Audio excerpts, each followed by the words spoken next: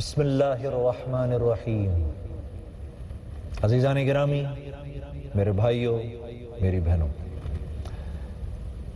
تاریخ اسلام کے چہرے پر شہیدوں کا لہو ایک اجالا بن کر عقل و عشق کے ایوانوں کو روشن کرتا رہا ہے۔ ہماری تاریخ شہادتوں کی ایک نہ ختم ہونے والی داستان ہے۔ یہ بھی ایک حقیقت ہے کہ جب کوئی شہید منصب شہادت پر فائز ہوتا ہے تو اس کی شہادت کے چرچے ہوتے ہیں۔ دنیا خراج عقیدت پیش کرتی ہے، لیکن ایک شہادت ایسی بھی ہے کہ ابھی شہادت کا واقعہ بھی نہیں ہوا تھا اور اس شہادت کا ذکر عام ہو گیا۔ یہ واقعہ ذکر کرنے والی ذات کوئی عام نہیں بلکہ نبیوں کے سردار، تاجدار کائنات، وجہ وجود کائنات، احمد مجتبی محمد مصطفیٰ صلی اللہ علیہ وآلہ وسلم تھے۔ اس شہادت کا احوال سننے والے صحابہ کرام تھے۔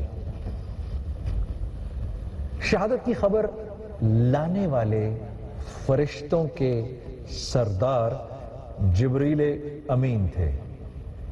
کس کی شہادت کے تذکرے تھے؟ کس کی بات ہو رہی ہے؟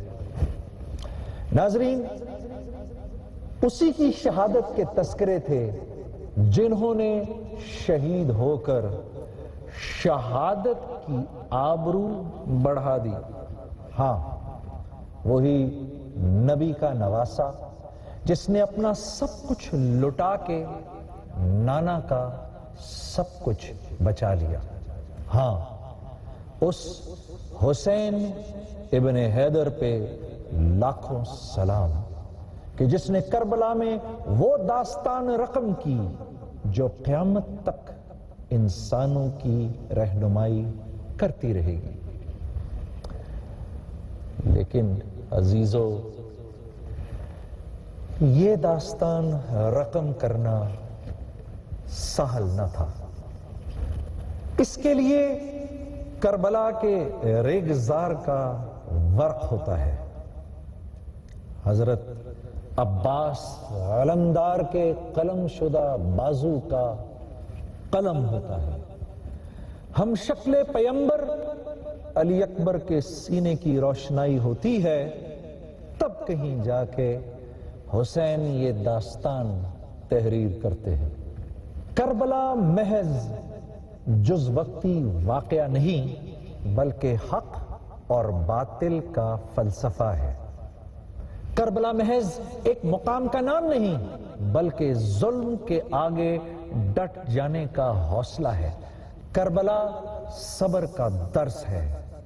کربلا ایثار کی مثال ہے۔ کربلا بے سر و سامانی میں ظالم اور جابر سامراج سے ٹکرا جانا ہے۔ کربلا ہر حال میں دین کا وفادار رہنا ہے۔ کربلا سوکھے گلے سے ظلم کی تلوار کا گلا گھونٹنا ہے۔ کربلا ہر حال میں اللہ کی رضا پر راضی رہنا ہے۔ اگر ہم تاریخ انسانی پر ایک نگاہ ڈالیں تو یہ جہان بے ثبات حق اور باطل کی کشمکش کا مظہر دکھائی دے گا۔ کہیں خلیل اللہ نمرود کے دربار میں کلمہ حق بلند کرتے نظر آئیں گے تو کہیں کلیم اللہ اپنی بوریا نشینی کے ساتھ فرعون سے نبرد آزما دکھائی دیں گے۔ ہر دور میں حق کے مقابلے پر باطل قوتیں سر اٹھاتی رہی ہیں، لیکن اہل حق دنیا کو باور کراتے رہے ہیں کہ طاقت حق نہیں ہے بلکہ حق خود ایک طاقت ہے۔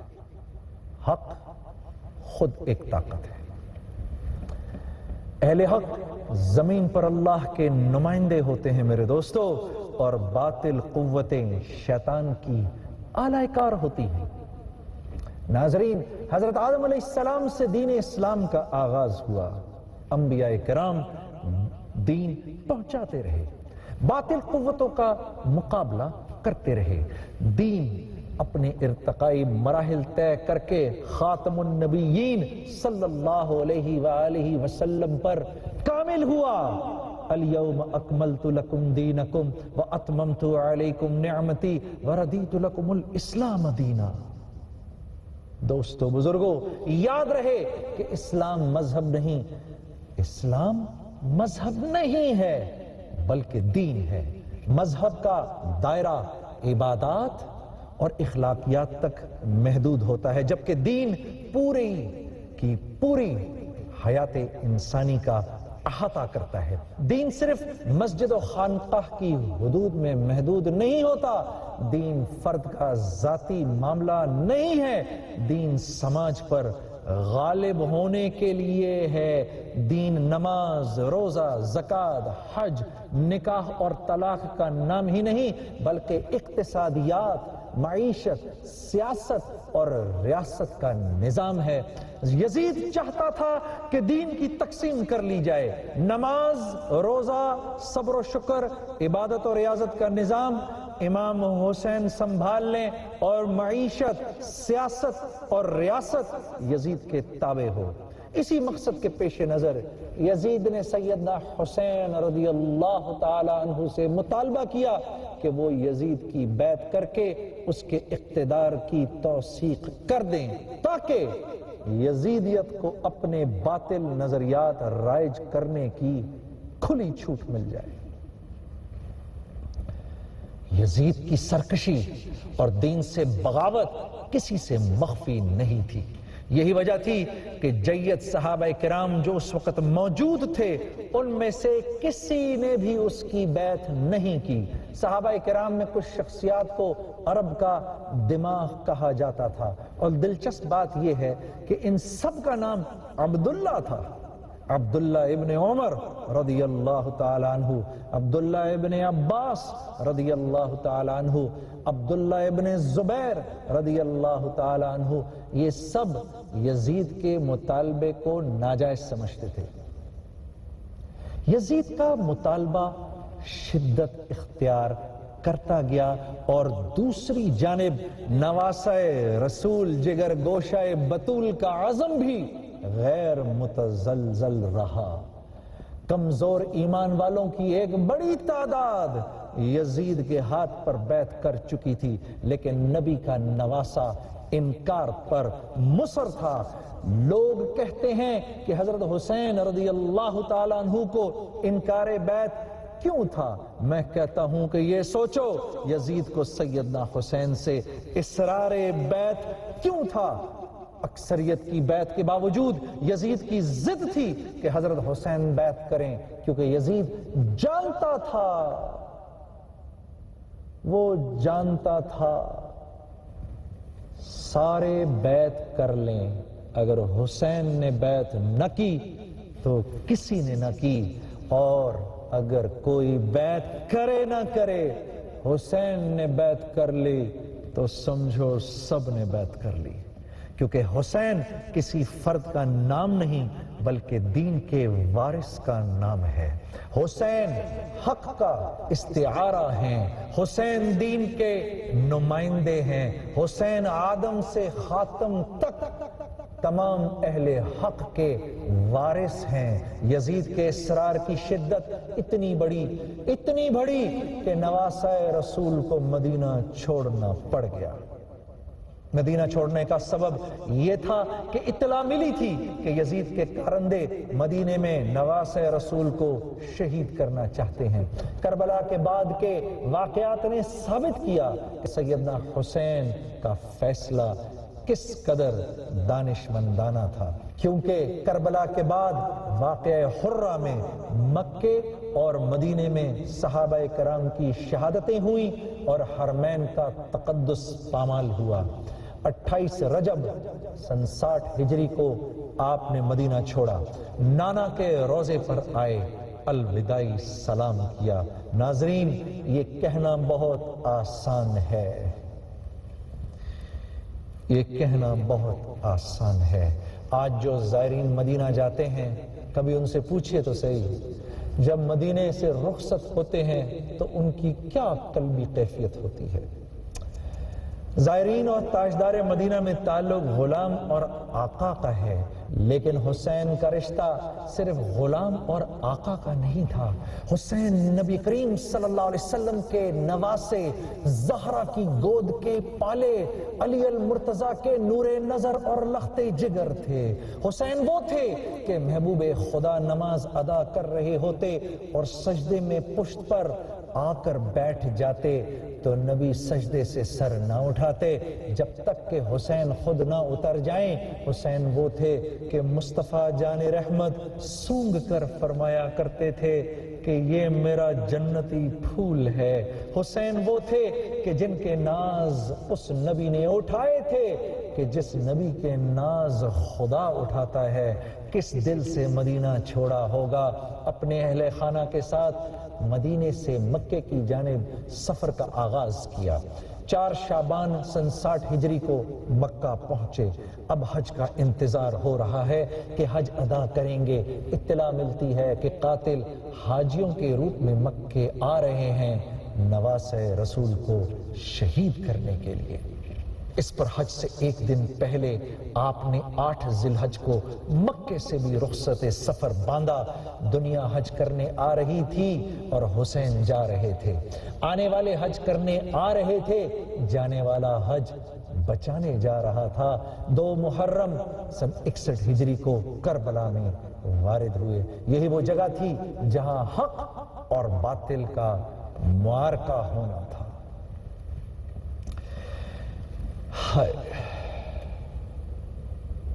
یہی وہ مقام تھا جسے نواسے رسول کی آخری آرامگاہ ہونے کا اعزاز عطا ہونا تھا۔ منور بدایونی نے یوں کہا، زمین منزل مقصود نے قدم چومے، فلک نے دور سے جھک کر کہا امام سلام۔ یہاں ایک سوال پیدا ہوتا ہے کہ سیدنا حسین مدینے سے کیوں رخصت ہو گئے، مکے سے کیوں رخصت ہو گئے، وہ بھی حج سے ایک دن پہلے؟ کیا نعوذ باللہ من ذالک جان بچانے کے لیے؟ نہیں، ہرگز نہیں۔ اگر اپنی جان کی پرواہ ہوتی تو کربلا میں جان کیوں دیتے، کوئی درمیانی راہ نکالتے؟ ناظرین، حسین جانتے تھے کہ مدینے میں خلیفہ دوم سیدنا فاروق اعظم کو شہید کر دیا گیا۔ ابو لؤلؤ فیروز نے شہید کیا، لیکن ابو لؤلؤ فیروز کے پیچھے کون سی قوتیں کار فرما تھیں، یہ مسئلہ حل نہ ہو سکا۔ امام حسین جانتے تھے مدینے میں سیدنا عثمان ذو النورین کو شہید کر دیا گیا۔ آج تک قاتل کے نام پر اتفاق نہ ہو سکا۔ مدینے میں نواسے رسول سیدنا حسن مجتبیٰ کو زہر دے دیا گیا۔ کس نے زہر دیا؟ آج تک تعین نہ ہو سکا۔ حسین جانتے تھے کہ اگر میں مدینے میں رہا تو میرے قاتلوں کے چہروں پر بھی نقاب رہ جائے گا۔ میری شہادت کے بعد لوگ کہیں گے کہ مدینے میں تو ایک خلق خدا آتی ہے، نہ جانے کون شہید کر گیا۔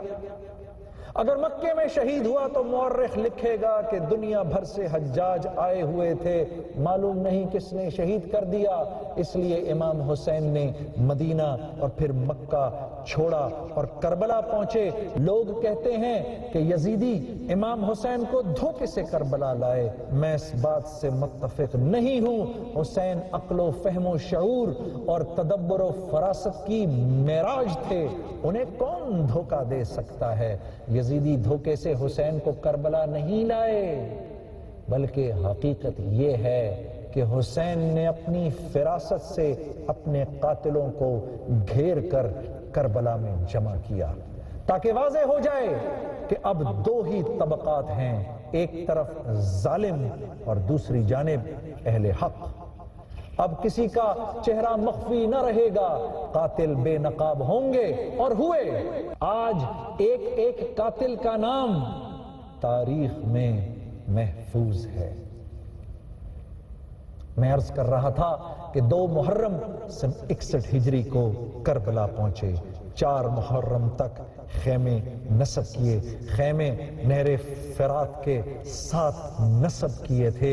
یزیدیوں نے کہا کہ خیمے نہر سے ہٹا کر دور نصب کریں۔ سیدنا حسین کے جان نثار اڑ گئے کہ ہم خیمے یہاں سے نہیں ہٹائیں گے۔ تکرار حد سے بڑی تو نوبت تلوار کشی تک پہنچ گئی۔ جو ہی دونوں جانب سے تلواریں میان سے نکلی، نبی کے نواسے نے فرمایا کہ ٹھیک ہے، ہم خیمے یہاں سے ہٹا لیتے ہیں، کیونکہ حسین جانتے تھے کہ اس موقع پر جنگ ہو گئی تو مورخ لکھے گا کہ مسئلہ پانی کا تھا۔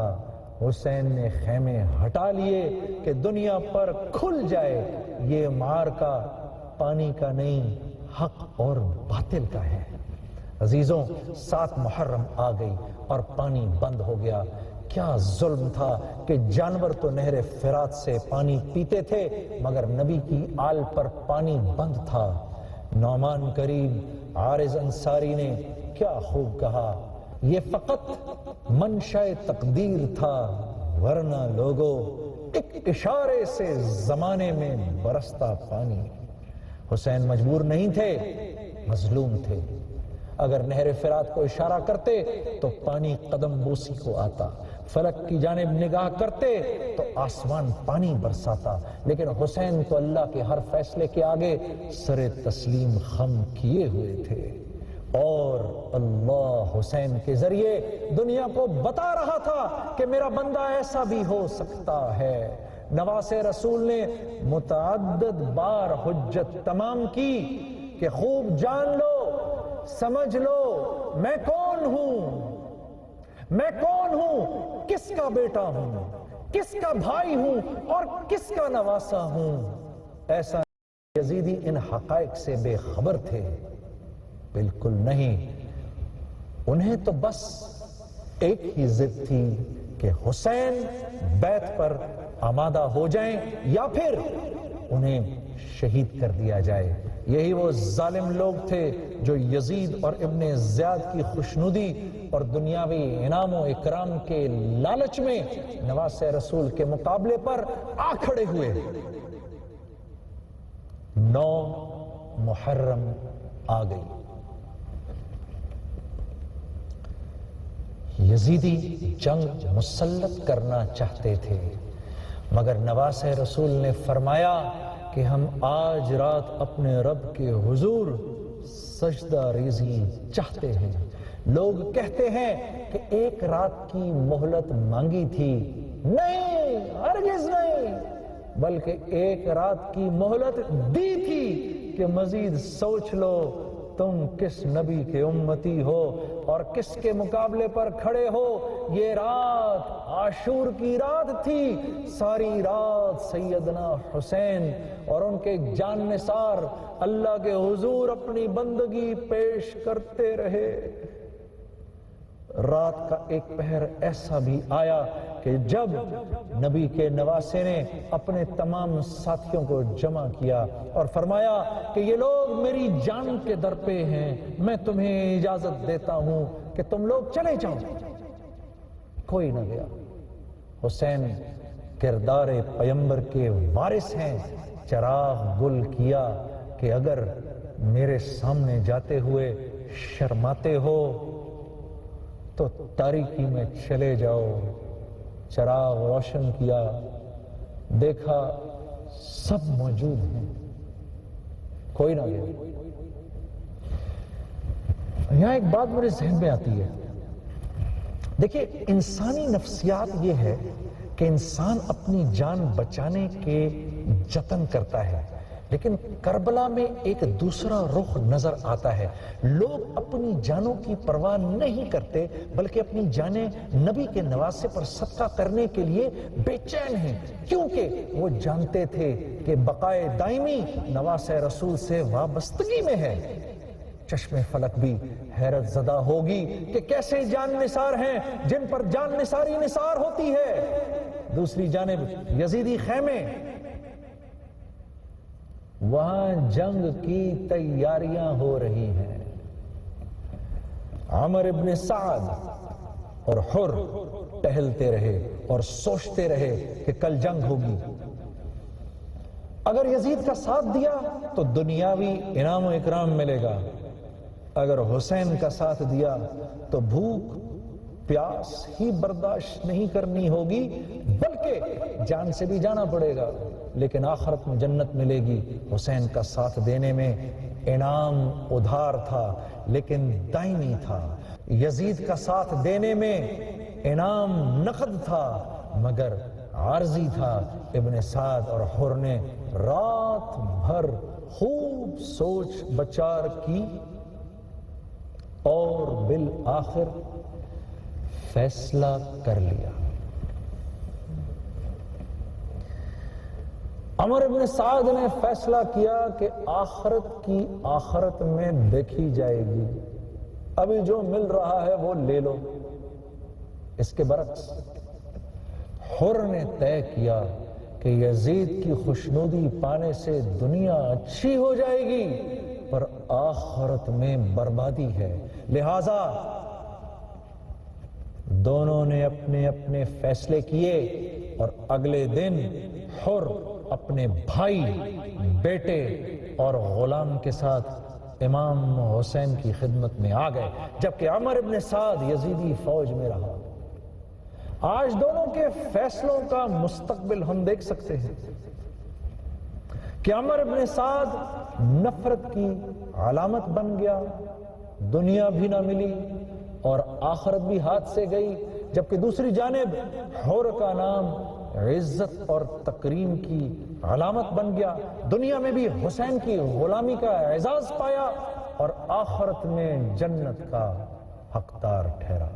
یہ نعرہ حر کا تھا جس وقت وہ فوج شام سے نکلا.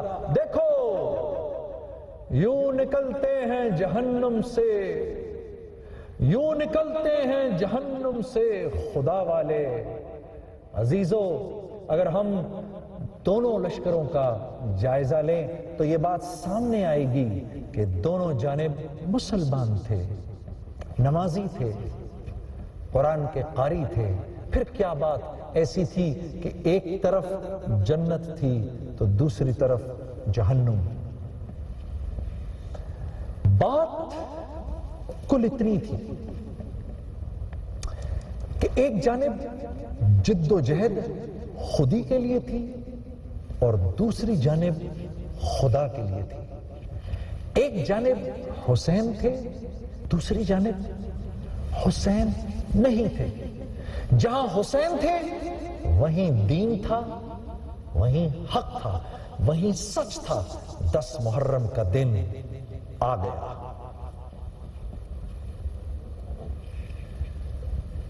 10 محرم کا دن آ گیا.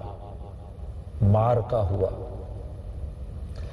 نواسے رسول کے غلام جذبہ جان نثاری سے سرشار ہو کر اپنی جانوں کے نذرانے یکے بعد دیگرے پیش کرتے رہے. 72 جان نثاروں نے اپنے خون سے آئین وفاداری تحریر کیا.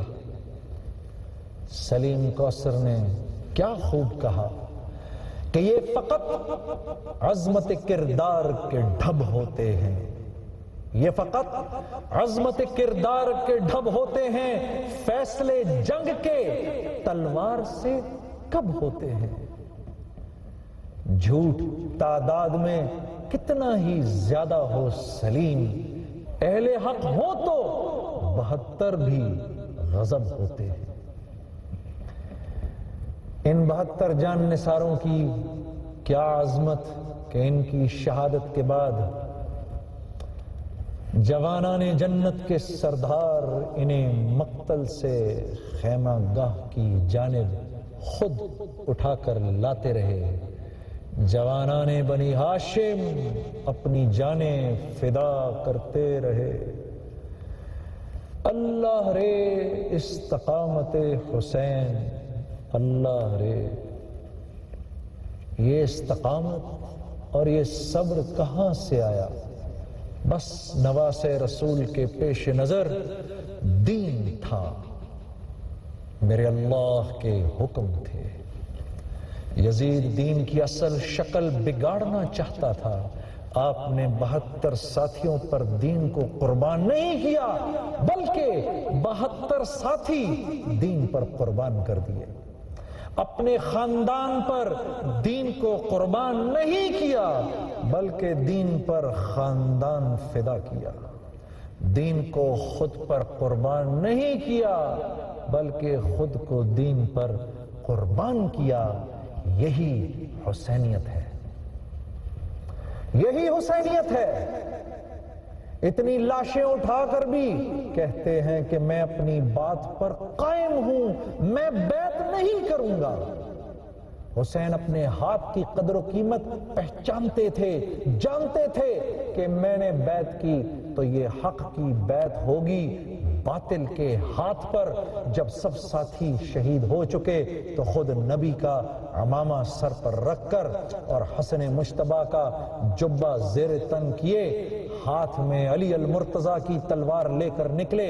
حسین کی چلتی ہوئی تلوار لا الہ الا اللہ سمجھا رہی تھی کہ دولت معبود نہیں ہے، اقتدار معبود نہیں ہے، دنیاوی آسائشیں معبود نہیں ہیں۔ اسی لیے تو خواجہ معین الدین چشتی نے فرمایا کہ حقہ کے بنائے لا الہ است حسین، زخموں سے چور چور ہو کر زمین پر تشریف لائے اور سجدے میں سر رکھ کر بتایا کہ لا الہ الا اللہ کیا ہے،